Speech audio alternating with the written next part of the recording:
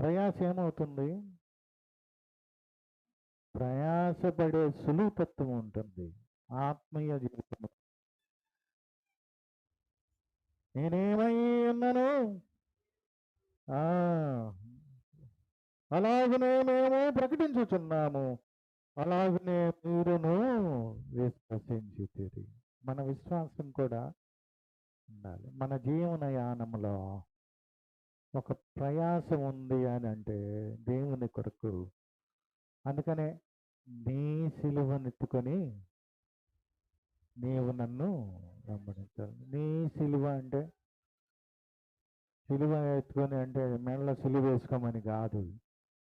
నీ సిలువ అంటే నీ శ్రమలు నువ్వు అనుభవిస్తూ, నీ శ్రమ, నీ ప్రయాస నువ్వు పడుతూ, నేను ప్రయాస అనేది ఉంటుంది. ఆ ప్రయాసను అధిగమించాలి. అధిగమించేది యేసు కృప వల్ల, దేవుని దయ వల్ల అధిగమించే విధానము ఉంది. యాకోబు ప్రయాస మనము చూసాం.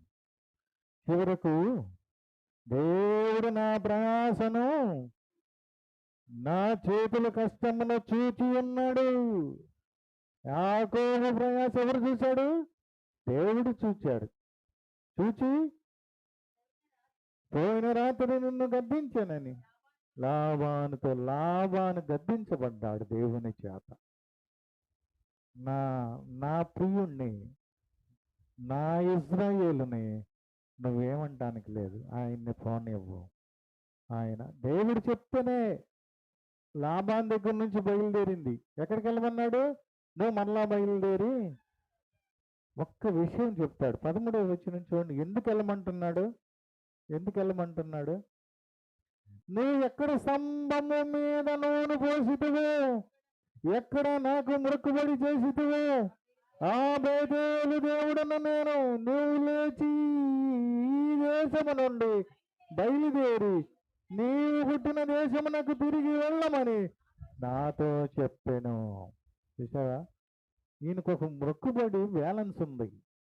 ఆ రోజున అక్కడ పడుకొని దేవుణ్ణి ఆ దర్శనము చూస్తాడు కదా. చూసినప్పుడు ఇది దేవుని స్థలమే, ఇక్కడ నేను బలిపీఠం కడతాను అని చెప్పేసి వచ్చేస్తాడు. ఇంతవరకు గుర్తుకు రాలా ఆయనకి. దేవుడు గుర్తు చేశాడు. మనం ఏదన్నా అనుకుంటే అది